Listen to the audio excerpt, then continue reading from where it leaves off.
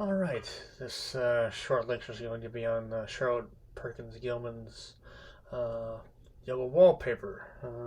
A feminist masterpieces, a feminist masterpiece. Many would say the feminist masterpiece. It's just um, really an astonishing work by Perkins Gilman, who I really don't know if much else I mean, I know she wrote a lot of essays. She was an interesting woman who had plenty of interesting thoughts, but this seems to be the one sort of a sublime artistic achievement that she put out there. But hey, this is really, especially in today's academy, right?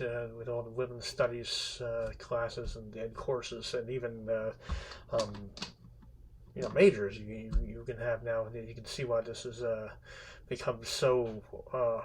Yeah, but it's so entrenched in the canon, and deserves to be also, because it really is a great work of art.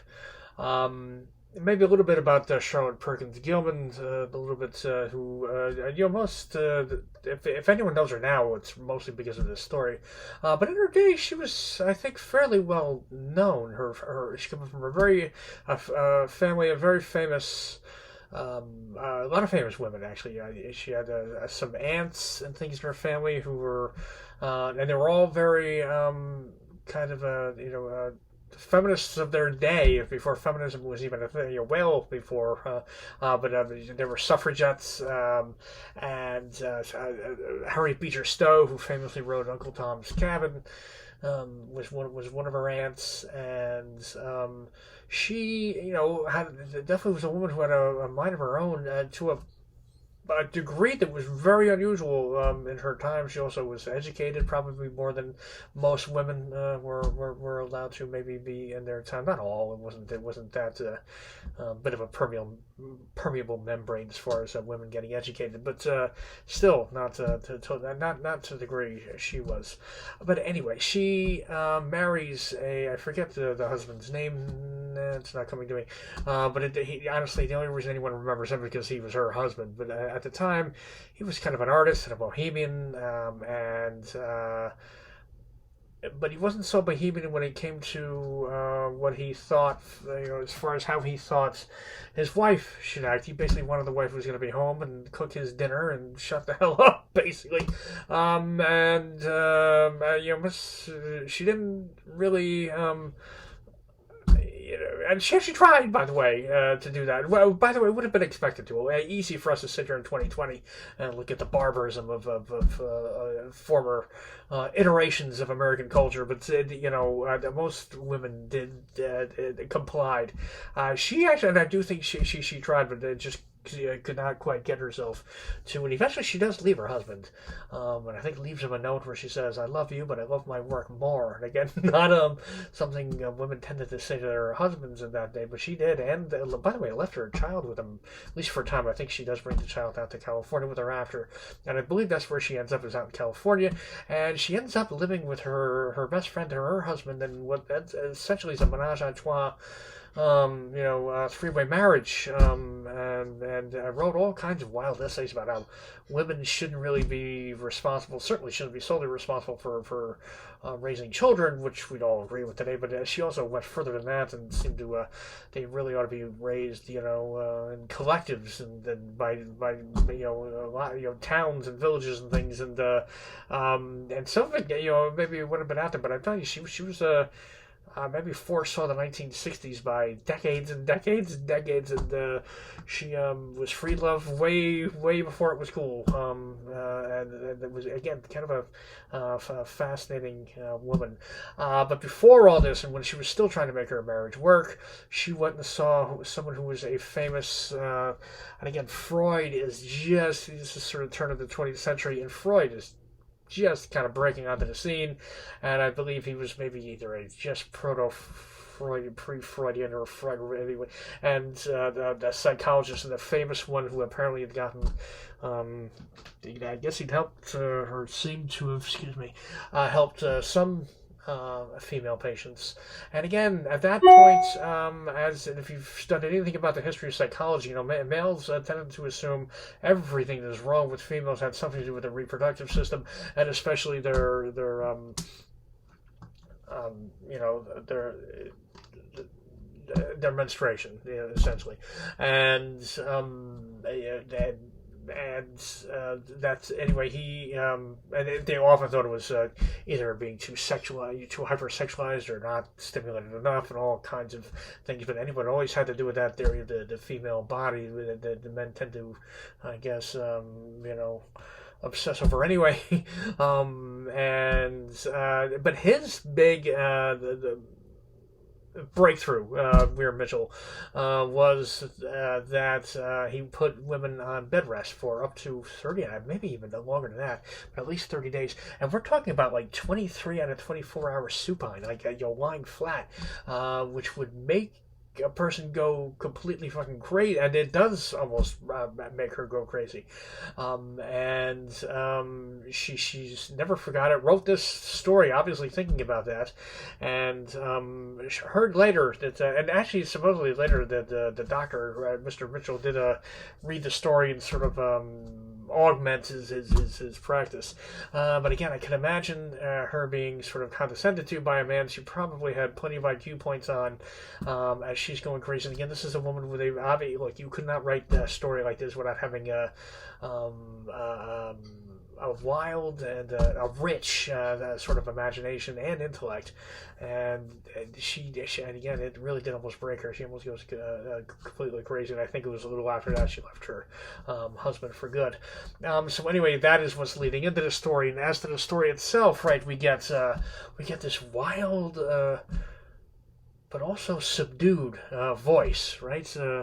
You know, John and I, you know, they usually don't get ancestral halls like this, right? And but she's still, there's something queer about it. She's definitely not quite down, right, with this house. She doesn't quite know what to make of it, and she even says, you know, I would say it was haunted, and really go all the way with it, but that'd be asking too much. I know I'm being silly, sort of, is what she's saying there.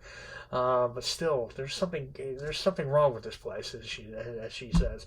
And again, you had to have been somewhat influenced by Edgar Allan Poe, I think, when writing this story. And you do get that sort of wild, kind of breathless, where you're almost like there's some maniac sat next to you on the you know, on public transit or something, and then is telling you this secret story, and it takes you to about page 2 or 3 before you realize you're with this demented, you know, just lunatic who like just buried someone alive or something, but he's confessing the whole thing to you. There is something of that, you know, anxiousness, you know, about the prose here. But the first thing, you know, she's like, still, I don't, her husband, right? And again, we've got a woman here who's trapped. We have a husband who's going to try to control every aspect of her bodily movements, right? Literally, to make her lie flat in a bed, you know, by herself for 23 hours a day. You can't try to control one's body, I think, more than that. And there's, you know, very much, you know, and again, what is someone going to do while they're staring at the ceiling or into this wallpaper? We'll get back to the wallpaper in a bit. But you know, start to go a little crazy. And she does give a hint at the beginning, you know, and her brother, I think her brother was also a doctor. So again, they're not just, or a scientist, they're not just males. They're sort of male scientists, doctors. They have authority. You know, it's just a lot of male authority being kind of piled on here, and he's just, you know, logical to the extreme, severely, you know, sort of logical, and seems to not get or be interested in anything of the imagination, and she does say still.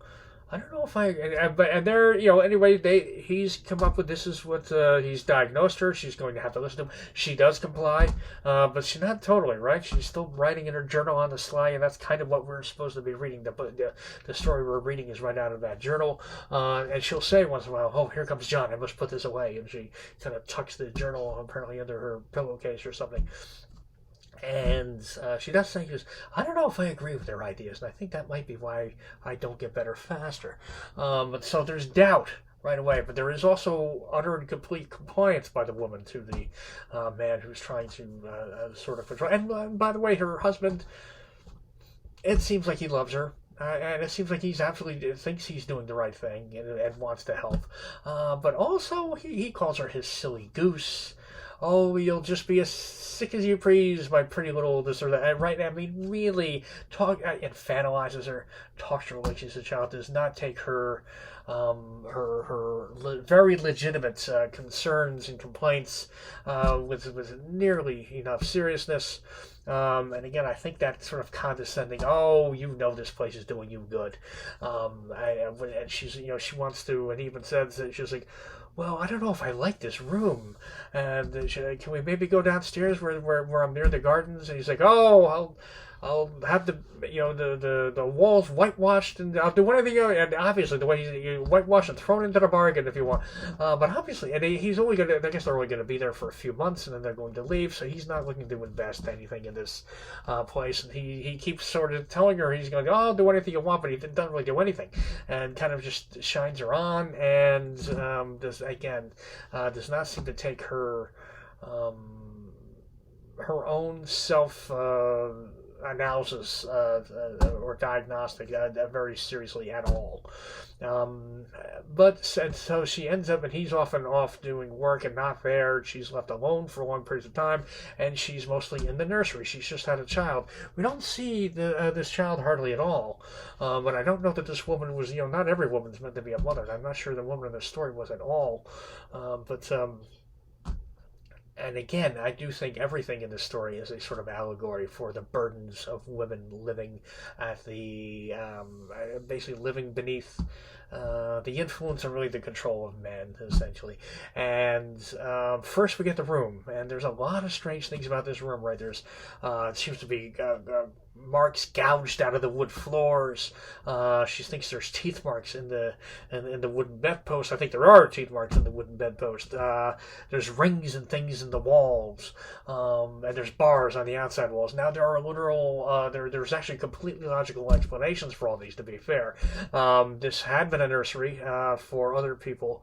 For previous tenants, the rings and things in the walls, and again, this is around the turn of the 20th century, so it would have been like a pulley system for either people to do sort of gymnastic, like sort of a calisthenic, sort of exercises, or for the kids, the boys to sort of play with them and do things, and that's but the rings and things can also be sort of those like those old cartoons where you're in the dungeon and sort of you're chained to the wall too, right?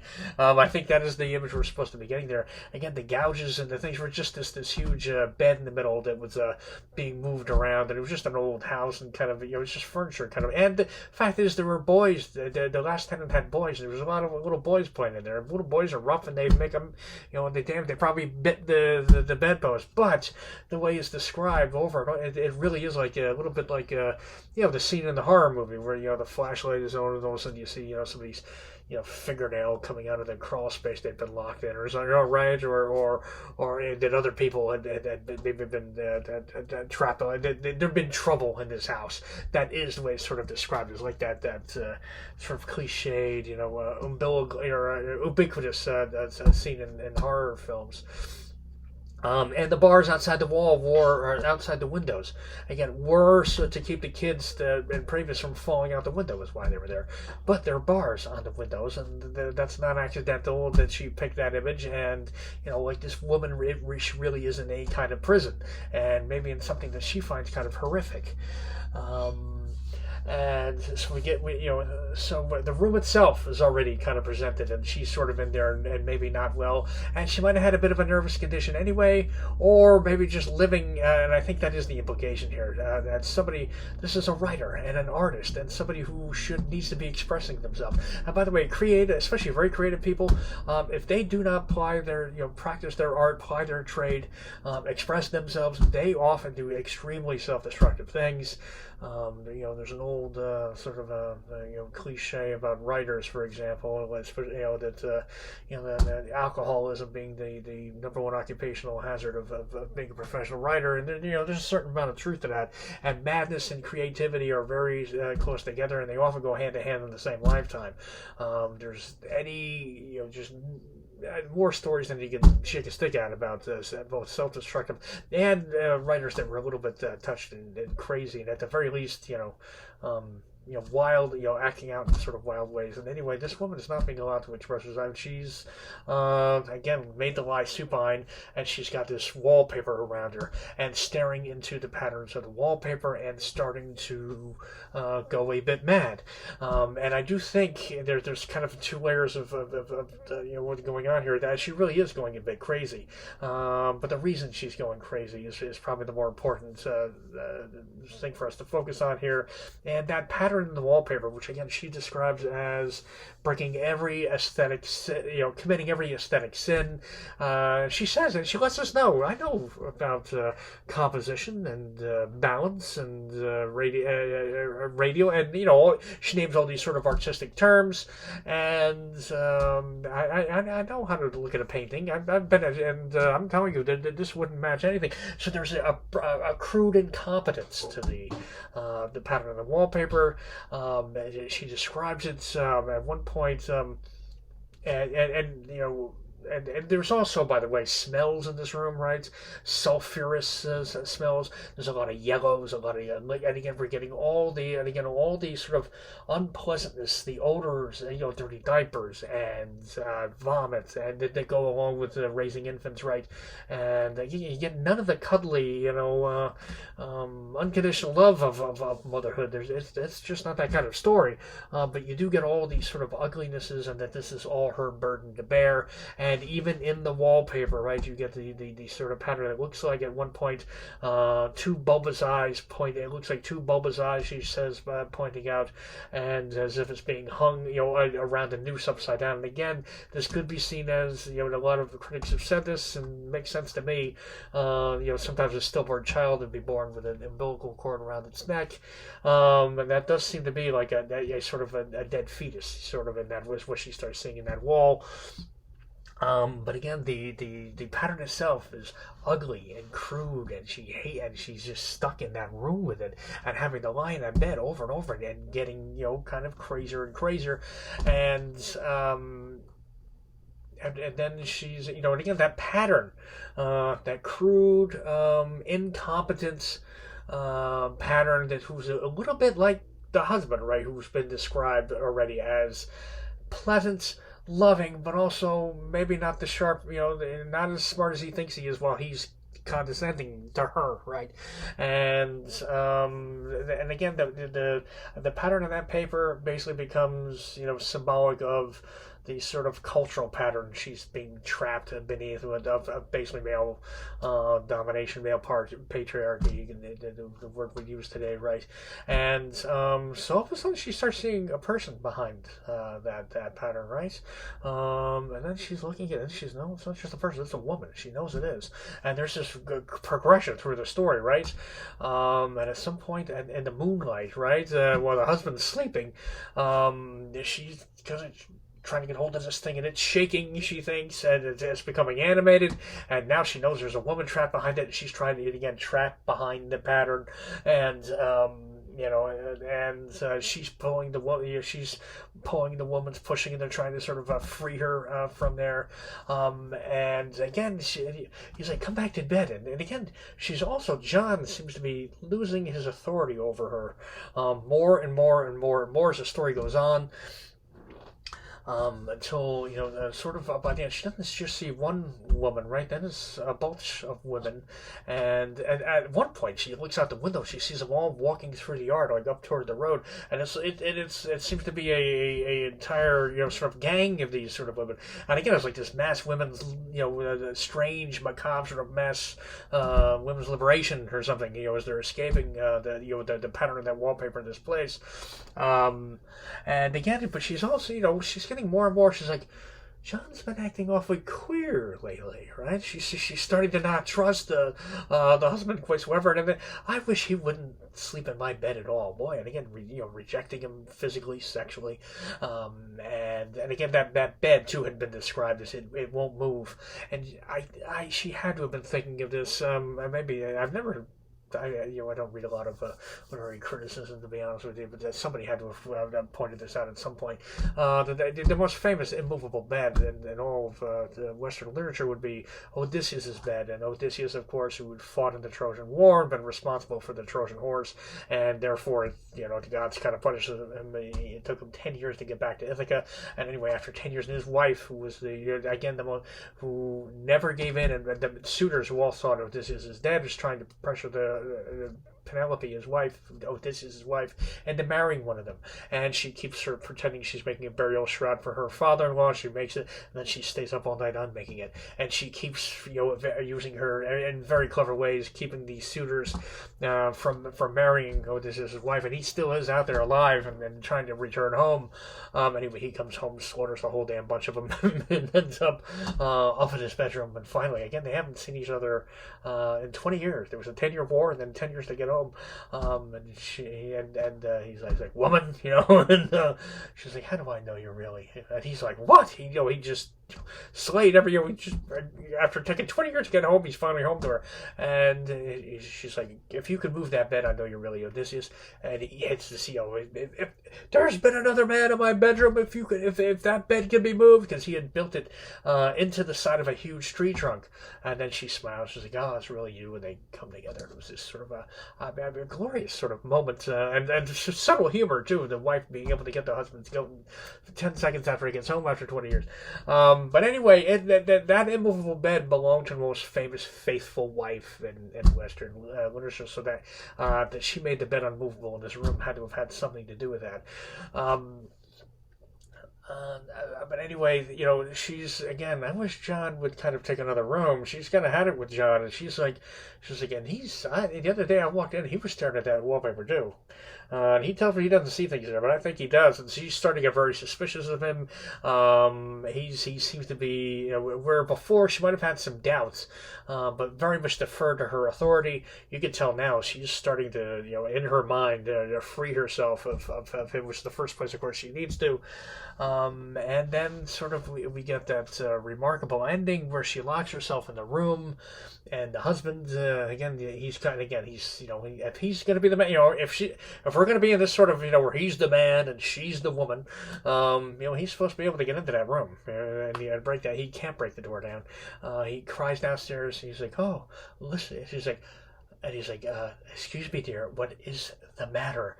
And she's like, oh, John, dear, I put the key downstairs under the plantain leaf. She's like, I did. And again, she's now condescending to him the same way he'd been condescending to her, right? It's completely reversed. And she's like, oh, John, dear. And she's like, oh, my, how he calls and pounds. And finally, he does have to go downstairs, get the key, and he comes in, and he's sort of astonished. And at this point, she really has sort of gone mad, and she's sort of crawling around the edge of the room, and she's tearing the wallpaper off the wall as she goes. And she's like, I got out. She's torn almost all the wallpaper off. I guess at this point, it's all of them probably piled on the floor. And she's like, I got out. There's nothing you can do about it. And she's like, and he's like so like taken back by how wild she's looked at what she's done. He faints. He fucking faints. And again, it's funny. My younger students don't get this reference nearly as much. But if you watch an old movie, and even anything, whether it's a thriller or the bad guy surprises the damsel in distress, or even one of those cheap old monster movies or something where the mummy or somebody jumps out, and it's always like the woman's like, oh, right, and has this big theatrical faint, but it's the woman that's supposed to faint in this world, right? And it's the man who faints. She's like, why should that man have fainted? But he did.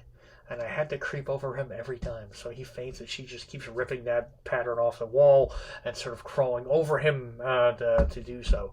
And so she does go mad, or she does sort of get free, I guess, of the patriarchy, but she pays with her sanity to do so. And again, that is the great Yellow Wallpaper by Charlotte Perkins Gilman.